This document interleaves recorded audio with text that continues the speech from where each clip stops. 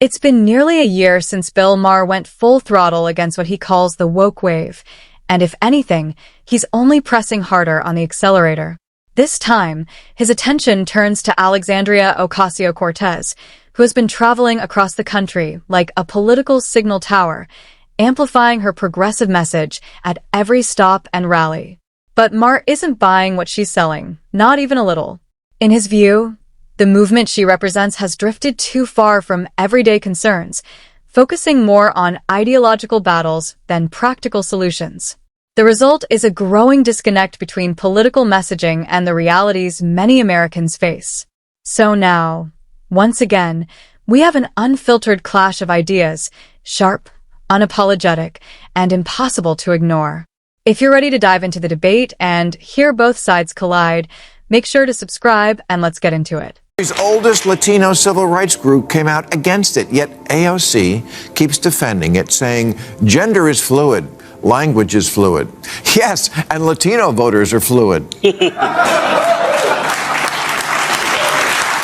And then there's abortion, a difficult issue for the Democrats to lose on, but they're trying.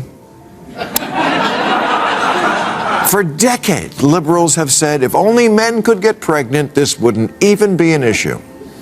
And abortion rights are women's rights. Well, that's wrong now. Or as the kids say, hold up.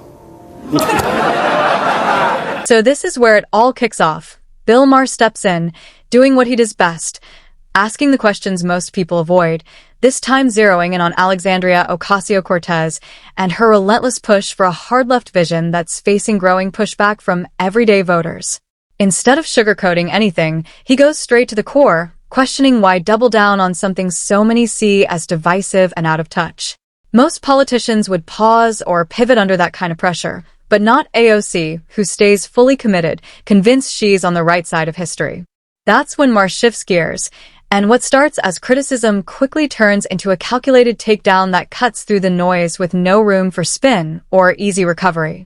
From here, the tone flips completely, the intensity ramps up fast, and if you're watching closely, you'll see it only escalates from this point forward. A new poll reporting how much Latinos despise the woke term Latinx. It's about as popular with them as a reboot of Speedy Gonzales.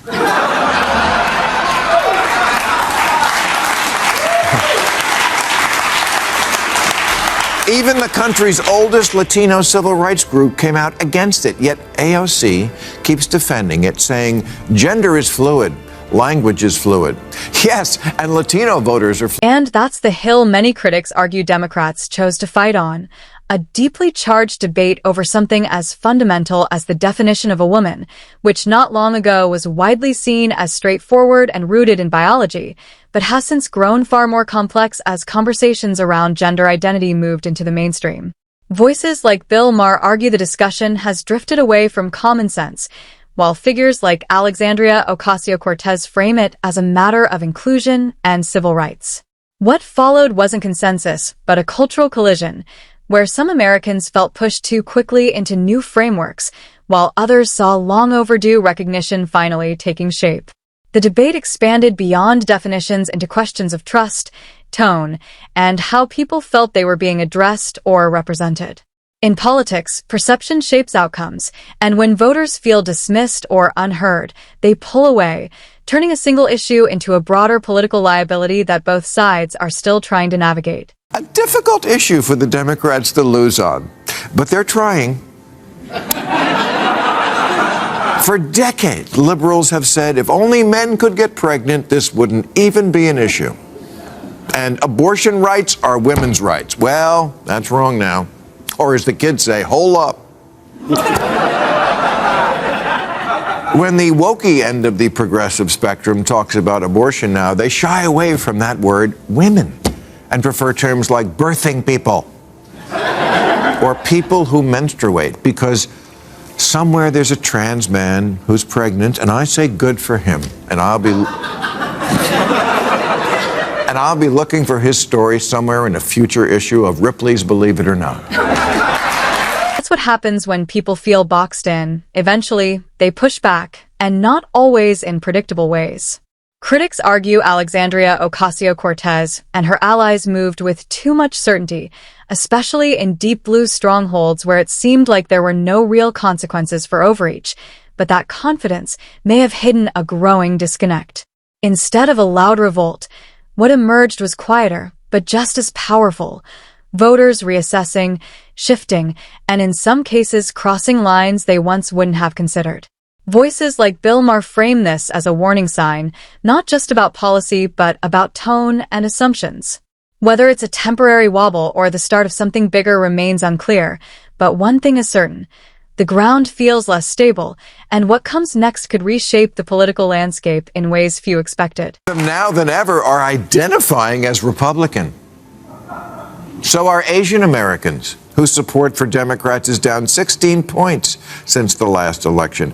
A lot of that is because, in the name of achieving equity in schools, Democrats in deep blue cities have made it a mission to eliminate the advanced programs at which Asian kids excel. Asian parents said, okay, I wish all kids well, not a racist, but I need someone who acts like my... Now, if you've been wondering why Bill Maher keeps using lines like my lawyer and their lawyer, it's not about courtrooms. It's political theater with a sharp edge. What he's really pointing to is a basic expectation. Voters want their representatives to act like advocates, firmly on their side, not sounding like they're arguing for someone else. Critics say this is where Alexandria Ocasio-Cortez and others start to lose the room, as the tone can come across as lecturing rather than connecting. Maher leans into that contrast, building his argument step by step, framing it as a widening gap between what people feel and what they hear from those in power. The irony he highlights is hard to miss. AOC presents herself as a defender of the underdog, yet in this framing, she becomes the one under scrutiny, setting up a punchline designed to land hard and stick. Open a lot sooner than they did after COVID shutdowns, or think maybe your kid is getting a bad education partly because it's nearly impossible to fire a lousy teacher? Yeah, you're going to say, congratulations, teachers, you got yourself a good lawyer. The Democratic Party's always got your back, 100%. But I've noticed my kid is kind of an idiot. So I may be looking for new representation. It wasn't just one voter bloc that critics say drifted away. The backlash narrative expanded into education, where frustrations had been building for years.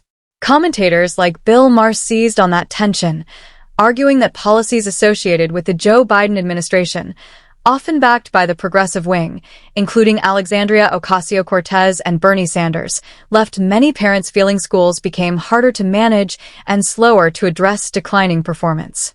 At the same time, widely cited assessments like the National Assessment of Educational Progress did show notable drops in student outcomes in the early 2020s, particularly in math.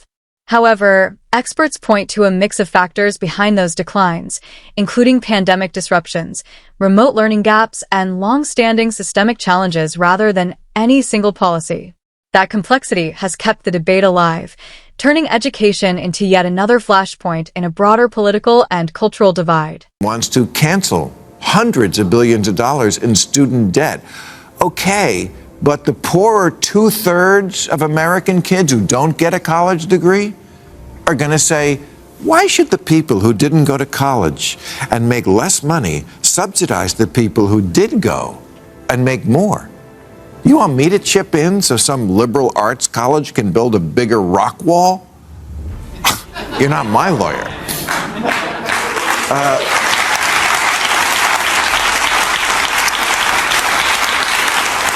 A universal basic income probably sounds pretty good to a lot of people struggling without a college degree. And a number of cities have been running pilot programs in guaranteed income. But the West Hollywood program had to be suspended because it was unconstitutional. They set up a program where 25 residents were to get $1,000 for 18 months, but only a few identified as LGBT, the rest of that. Why? Because they need money more than any other people? Because no one in West Hollywood will hire a... Looking back at recent political debates, many major policy ideas turned into flashpoints rather than clear wins or losses, especially around policing reform, housing relief, and education standards. What began as responses to real concerns quickly escalated into heated battles once slogans and public messaging took over. Critics like Bill Maher point to these moments as examples of overreach or miscommunication, while supporters argue they were genuine attempts to address deep structural problems that became entangled in polarization. Figures such as Alexandria Ocasio-Cortez have remained central to these progressive conversations, often drawing both strong support and sharp criticism. In the end, the divide comes down to how people weigh intentions against outcomes, and that debate is far from settled. Marijuana on his first day as president, but that the business of selling pot would be awarded first to those who suffered most from the drug war.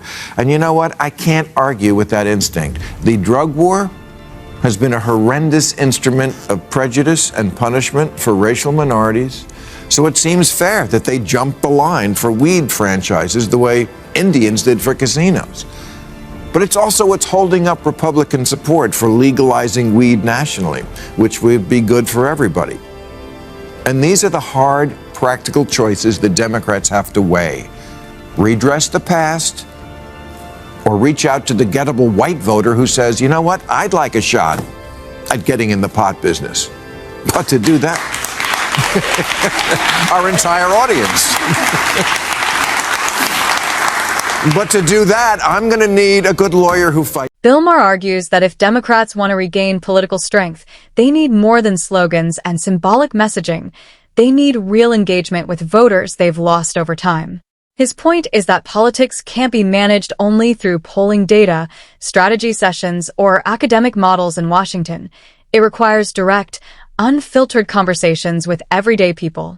From his perspective, the disconnect widens when leaders talk at voters instead of listening to them, creating a gap where trust begins to erode. It's not about abandoning core principles, but about restoring credibility in a way that resonates beyond party lines.